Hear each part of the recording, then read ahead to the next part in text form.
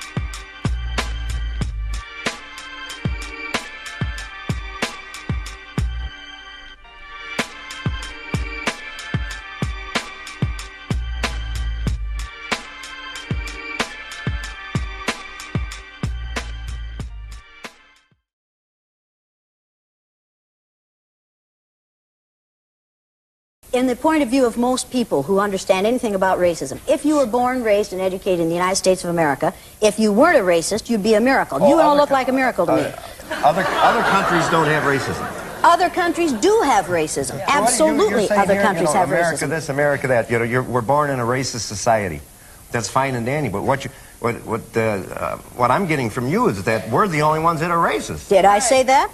But that's the impression I'm getting from you. You choose to get that impression from me. Not everyone is getting that impression from me. You do because you want to. So that's a choice you're making. On your part. You're making an assumption that will defend your position. It's an indefensible position. You're not the person that says because white people like chocolate and chocolate milk, they want to be black, are you? I think you said that. You didn't hear that from me. Did you hear me say that? No, at some other time, at another program. Do you really think I would say that? I don't know. You see, what we're dealing here with is mental illness. Racism is mental illness.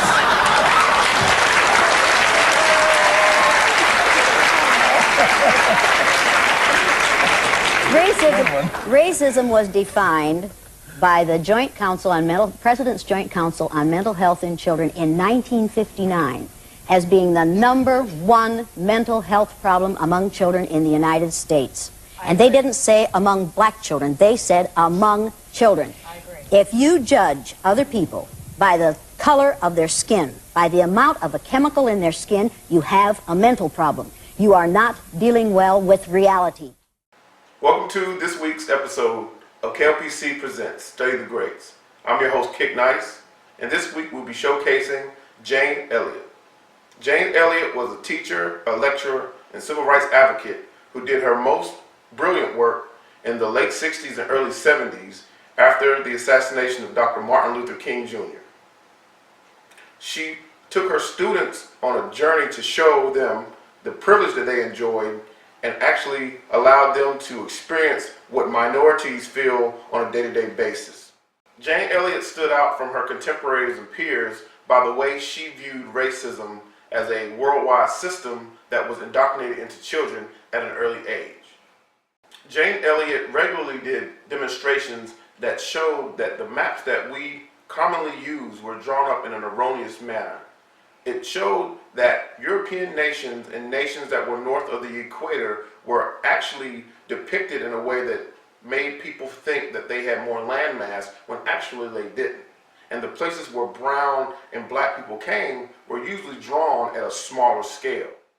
She pointed to the legends that were actually included in these maps and compared the square miles and saw that Africa and South America were actually larger than Greenland. How many of you have ever seen this map? I've seen that map. Yeah, isn't this the map that you use K through 16 in the United States of America? Now, folks, look at this map. According to your social studies teacher, what is the equator? Right An imaginary line where? Yeah. Around the center of the earth. Then if this map is correct, then the equator must be here, And Chicago has a tropical climate.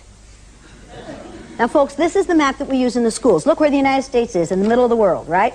Now, here's the USSR, which is no more, of course, Mongolia, China, Africa, India, Pakistan, Afghanistan. Now, look over here. USSR, Mongolia, China, India, Pakistan, Afghanistan. Two Indias here. We have two Indias. Did you know that? Now, people, this is a flat-out lie. Look at the size of Greenland and the size of South America. According to your social studies teachers, what were continents? Largest land masses on the face of the earth, right? Now, do you know the continents? Africa, Asia, Australia, Antarctica, Europe, North America, and South America. Did I say Greenland? Well, Greenland isn't a continent, but it's a huge landmass according to this map, right? The map is a flat-out lie, people. If you read the legend on the map, here it says, in fact, South America is actually 9 times larger than Greenland. Now, look at this map. The equator on this map is down here. All the white countries are larger than they should be, and all the countries of people of color are smaller than they should be. This is a visual image that teaches children a lie.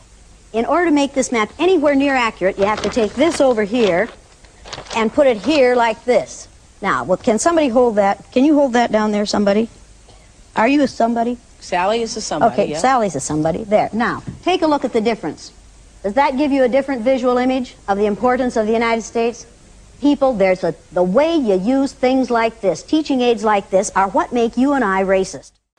Jane Elliot was a third-grade teacher in the 60s and 70s, and after the assassination of Martin Luther King Jr., she thought of an experiment to actually try to help young people not be indoctrinated with the racism that we see so commonly in that era. She had a theory that exposing children to racism and the psychological effects of it would help to eliminate it one day. She also informed her children that those with brown eyes actually had a chemical in their skin called melanin that made them genetically dominant. Is there anything about you people that is different from one another that we could use to make part of you? Like the eyes, the color of the eyes. Okay, we could use the color of your eyes. How many in here have blue eyes? Okay, how many in here have brown eyes? It might be interesting to judge people today by the color of their eyes. Would you like to try this? I'm trying to get the people who participate in this exercise the opportunity to find out how it feels to be something other than white in this society. After conducting her experiments with young grade school children, she eventually graduated to doing it with young adults and young college students to show them the effects of their privilege and how their status affected minorities. She also extended her experiments to show how gays, women, and those with disabilities are treated in our society.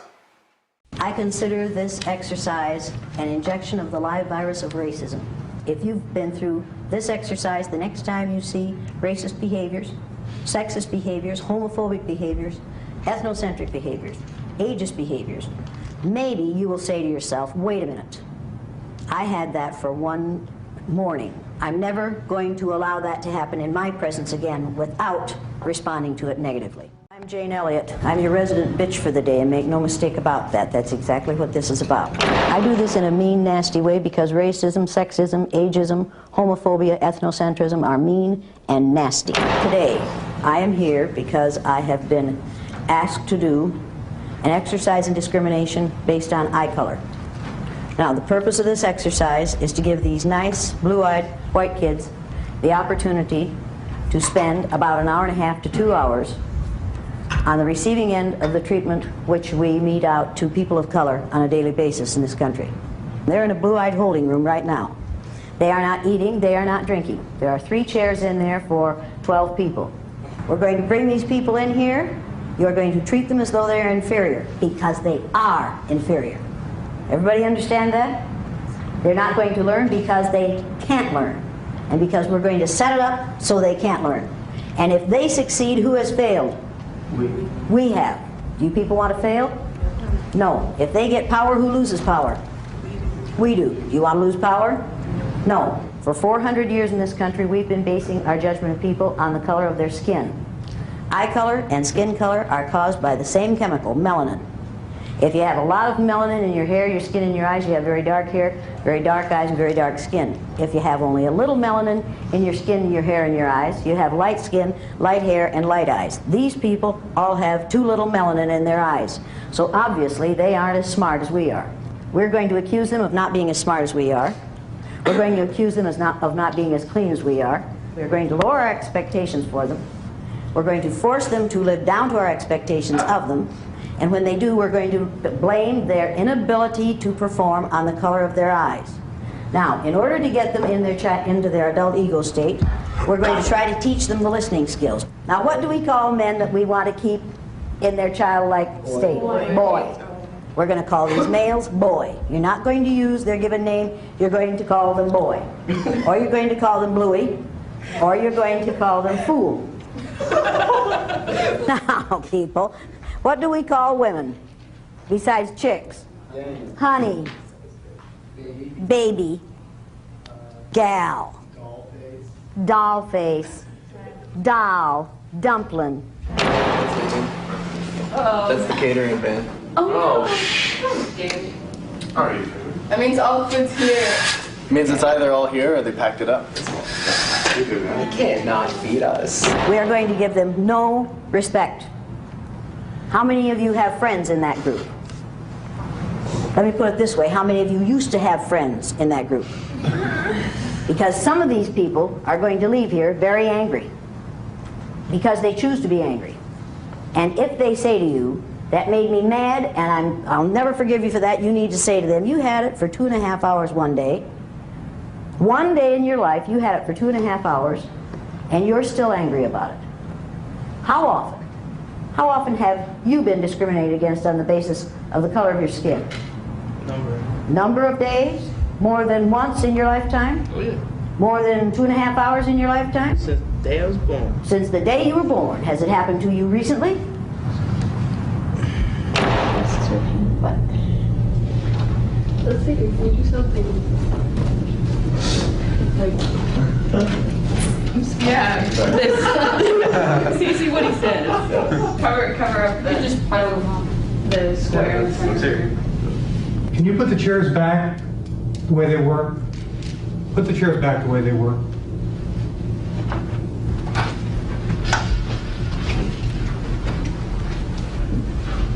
White people's number one freedom in the United States of America is the freedom to be totally ignorant about those who are other than white. We don't have to learn about those who are other than white. And our number two freedom is the freedom to deny that we're ignorant. Today we're going to take away these people's freedom to be ignorant. I want you to understand how the system works. And believe me, this is how the system works. We make laws to support white superiority and to reinforce white superiority, and when you catch on to how it works, then we change the laws. I didn't invent this exercise. I learned this from Adolf Hitler. One of the ways they decided who went into the gas chamber was eye color. This exercise is not without precedent. Go, people. Okay, let's go.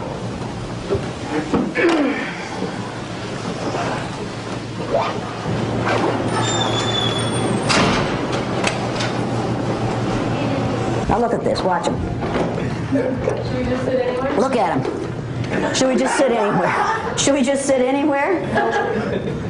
If you came into a room in which the chairs were arranged in this way, and the brown-eyed people were sitting in these chairs in this way, and nobody was sitting in the chairs in the middle, where would you sit?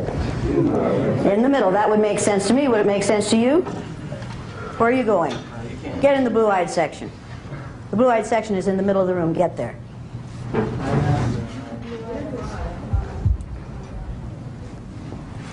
You're a non-brown?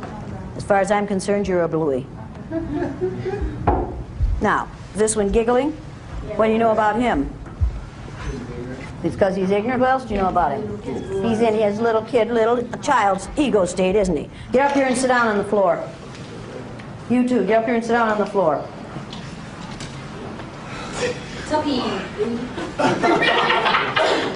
I was really tired when I entered the room, but I didn't have any expectations. I was just sitting there and wondering how it could be an emotional experience, because I had signed the paper that had warned me about ulcers and stress conditions and things like this, so I was curious, and there were a few mumbles about how it was going to go. What are you two going to do? Probably line up in front of them. That's right. They're waiting for someone to take care of them. They're in their child ego state. What are you going to do? Suppose we gotta sit down. Okay. Sit down too. I don't want the last one. You have food yet?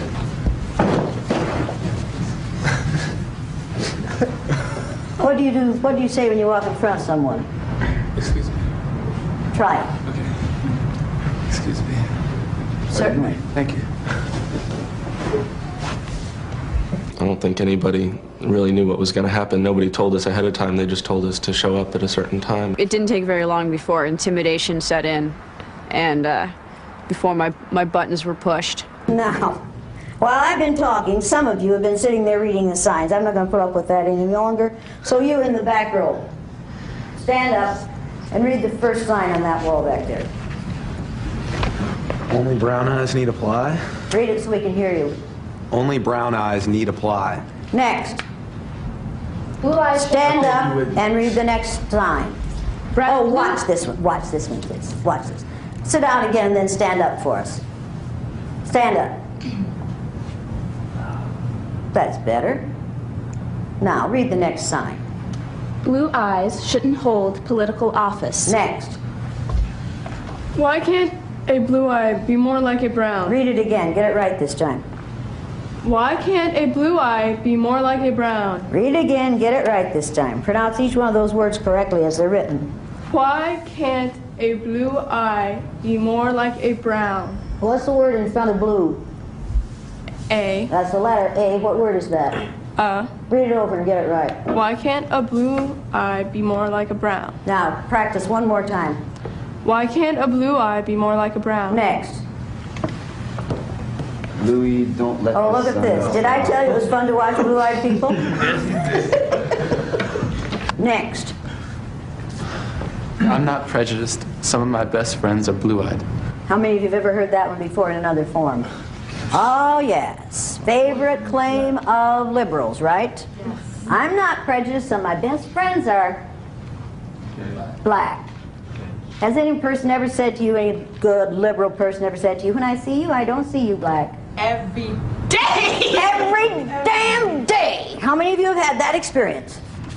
When I see you, I don't see you black. And what do you say to them when they say that? But I am. But I am. And then what do they say? They say, but I don't see color. I don't see color. How many of you think they do see color? Well, people, if they didn't see color, they wouldn't say, when I see you, I don't see you black, because they wouldn't see black, would they? So you immediately know that they're lying, don't you? Yes. Yeah, they are lying. They're saying, I don't see your color.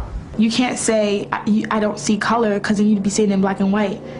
And that would be a really weird world to see. If everything was black and white, we would be some really messed up people. It happens to me on a daily basis in the institution I'm at, and there's really no way around it, because whether people do it intentionally or not, what am I supposed to do?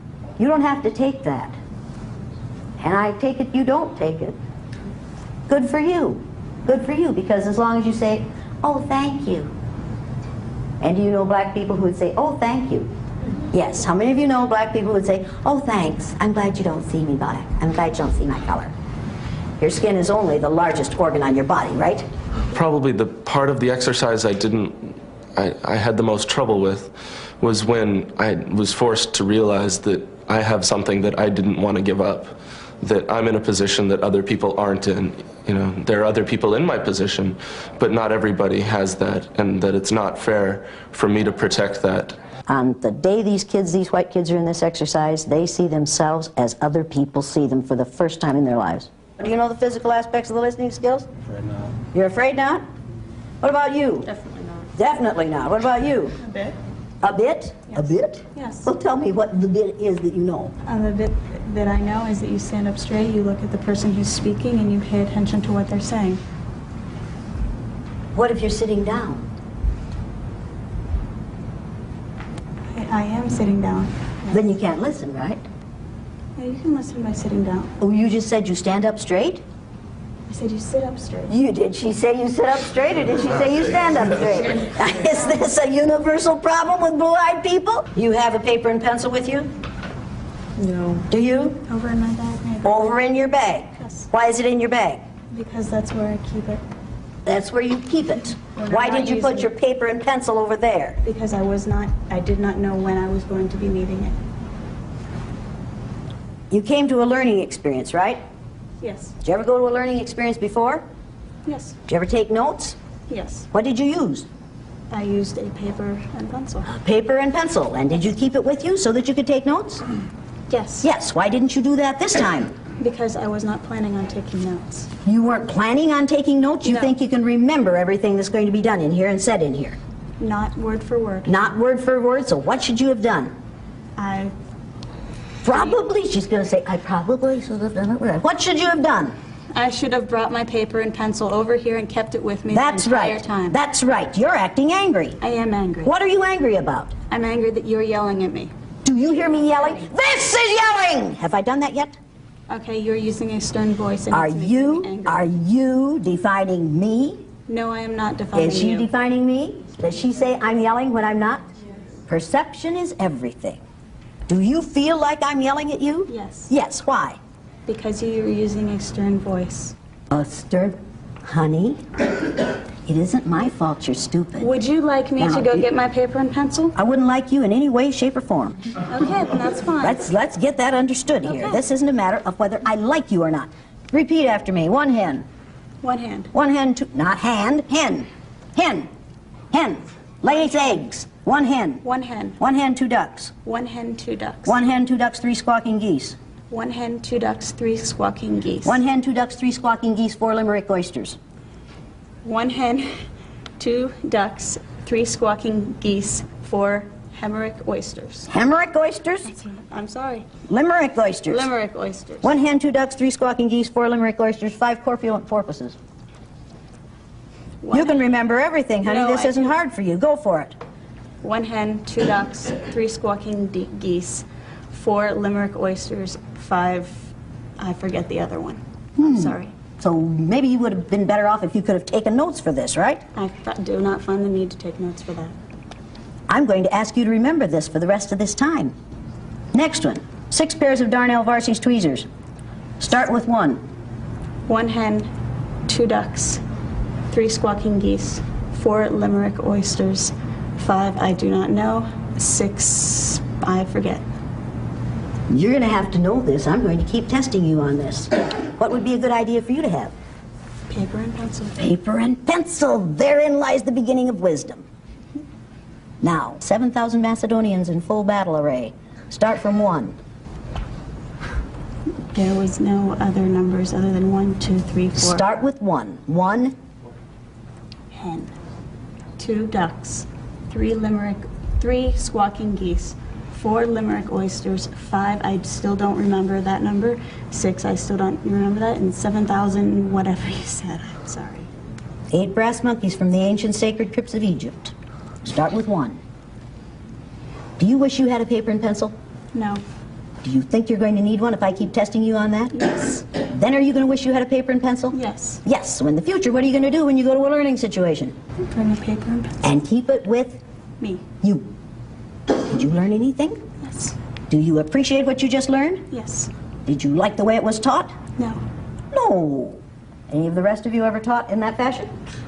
Yeah. Yes. And did you have to express appreciation for it? Yeah. Could you learn something from her example? What are you crying about? Sorry. What are you crying about? My feelings were hurt. How were your feelings hurt? Just weird. Should I feel sorry for her? I don't expect you to. Should I feel sorry for her? Some of you are thinking, oh, this is too harsh for this young woman. James Byrd, black man in Texas, dragged to death behind a pickup truck by 3 white males. Matthew Shepard,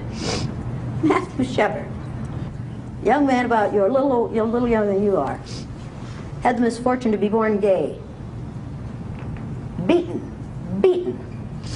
with a pistol about the head until they cracked his skull. And then they hung him on a deer fence and left him there overnight. And somebody coming along on a bicycle the next day saw a bunch of clothing hanging on this deer fence, and they went over and started to take the clothing off the deer fence and found a body in the clothing. Now, I'm sorry, but those things happen because we live in a society in which people are allowed to treat those who are different in an ugly way because of their differentness.